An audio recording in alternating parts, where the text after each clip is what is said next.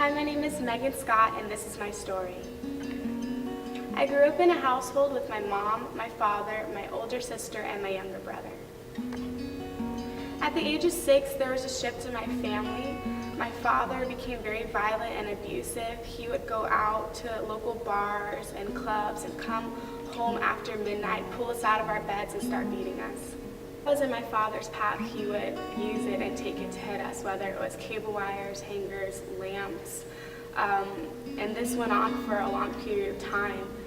My mom would always be working 2-3 jobs, and my father would tell us if we told our mom what he was doing, then we would get even more trouble. So he would instill this fear within us, and so we wouldn't tell our mom, and he would keep doing what he was doing. So it got to the point where my father would start beating my mom. He would go to her job, pull her out, start beating her in front of everyone, and no one would do anything. And they were just scared of him. He was a very scary man. And so my mom got very fearful, and she would protect us in any way that she could, but she couldn't because my father was stronger than her.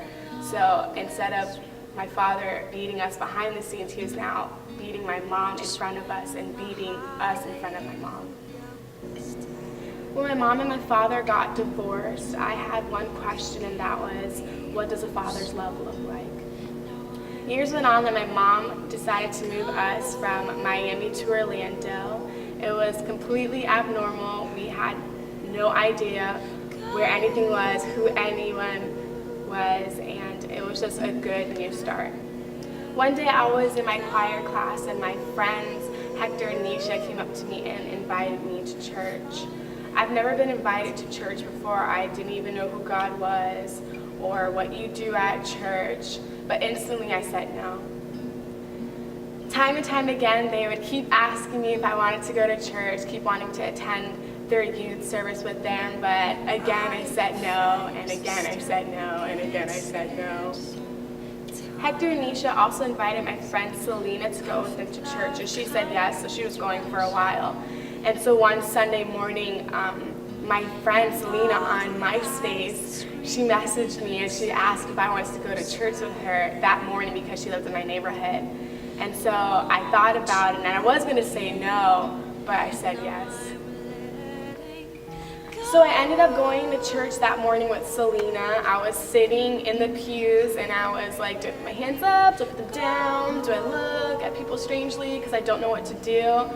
But I sat there and I had thoughts of, why am I here? I don't want to be here. And so I just, sat there and just waited for service to be over. But then at the very end, the pastor was talking about how today is Father's Day, and I completely forgot that it was Father's Day. And he was talking about God and how he is our Father, and the love that he has for us is more than what anyone else has for us, and it doesn't compare, and all these great, awesome things that I've never heard about in a father. And so that instantly drawed me to Jesus. Hearing those things about God and how he is our Father and how he loves us unconditionally, it really made me think of God in a new way. It made me really want to go to church and really find out and discover more about Jesus. So the following Wednesday, I told Hector and Nisha that I was going to go to their youth service. So I remember going to their youth service, and I remember hearing the pastor preach and talk about God, and my eyes were just so open and attentive to what he was saying about God, and it made my heart grow, and I felt something that I've never felt before. By the end of service, I was down at front giving my life to Jesus, just surrendering everything to him, and in that moment, I knew the love of the Father, and that was for me, and that his love for me was real. June 18th, 2008, that's the day my life changed and I gave my life to Jesus. Every question or thought I ever had about how does a father's love look like, Jesus answered it.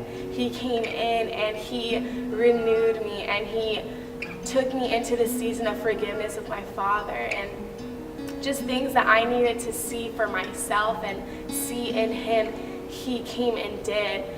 I remember going into my senior year, and I was a completely different person, and no one really knew who I was because my junior year, I was the girl that cursed. I was the girl that went out to parties. I was the girl that did whatever she wanted and got into fights. And then my senior year, I was just so happy. I was filled with this joy and this peace and this love that can only come from God.